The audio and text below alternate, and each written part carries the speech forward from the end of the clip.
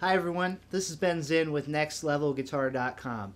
Today we're continuing in our Inspired By series with a look at translating some piano music for the guitar.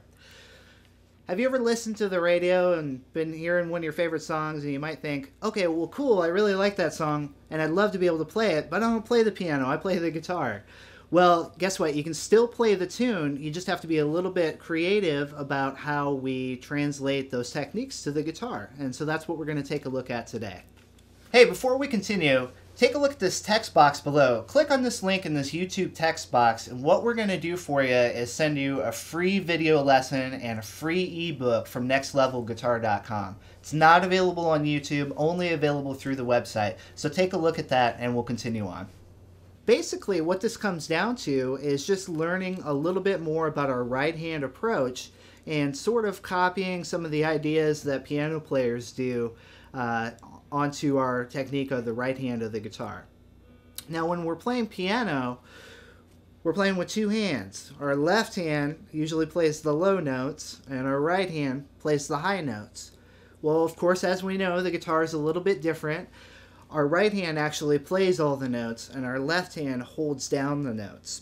So what we're going to do is with our right hand, or our left hand, if that's how you're oriented, we're going to split up our fingers into different assignments here. We're going to have our thumb take a look at all of the low register notes, and our other fingers take a look at the high register notes.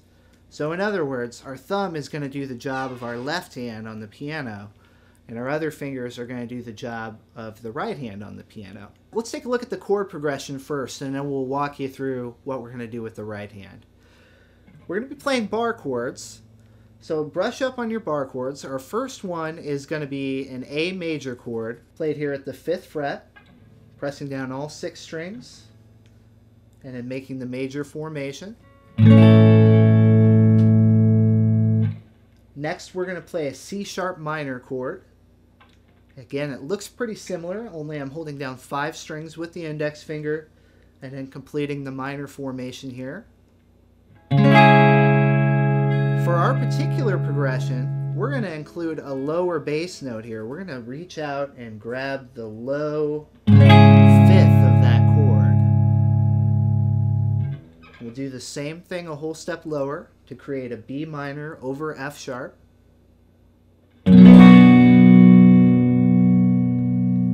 And lastly, we'll use an open position chord, our E chord. And sometimes for a little extra flavor, we might grab the D note to make it an E7 chord. So that's it. Those 4 or 5 chords, take a look at those and get familiar with those. And when you're ready, we'll take a look at the right hand.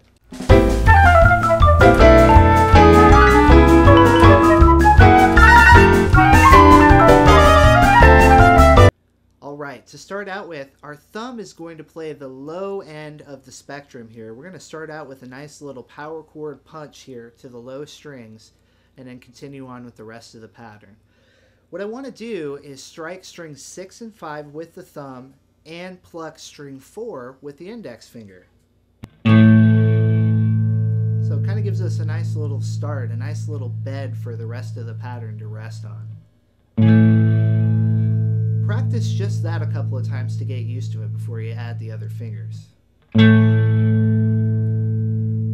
when we're ready, we're going to add in the middle finger and ring finger pattern. And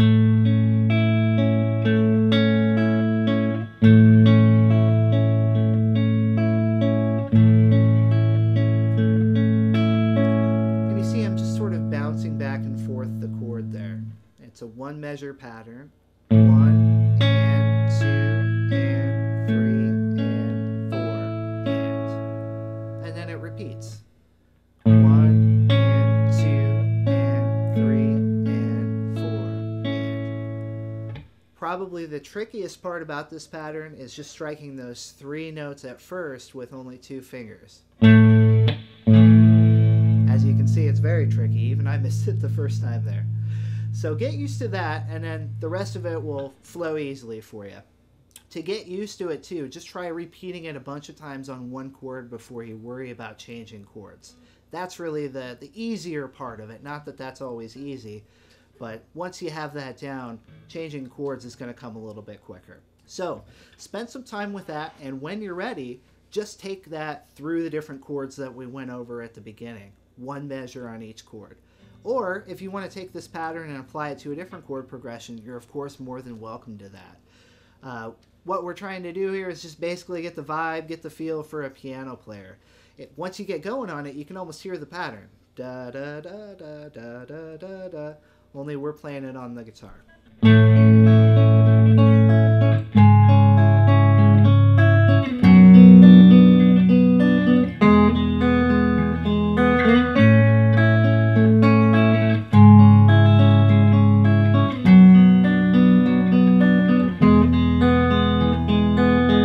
And as I mentioned, you can of course take that pattern and move it around really any chord progression you like.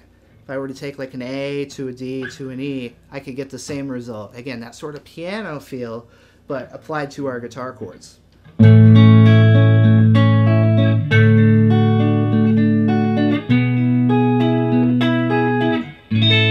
Alright everyone, thanks so much for joining me today. I hope you guys had fun taking a look at translating piano music for the guitar.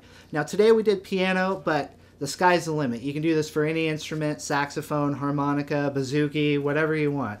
All it takes is a little bit of fun, a little bit of creativity, and away you go. So, now, hey, be sure to visit our website at nextlevelguitar.com. We have plenty more content there. We have great lessons, over 1,000 lessons for beginners, intermediate, advanced, all sorts of great additional stuff there.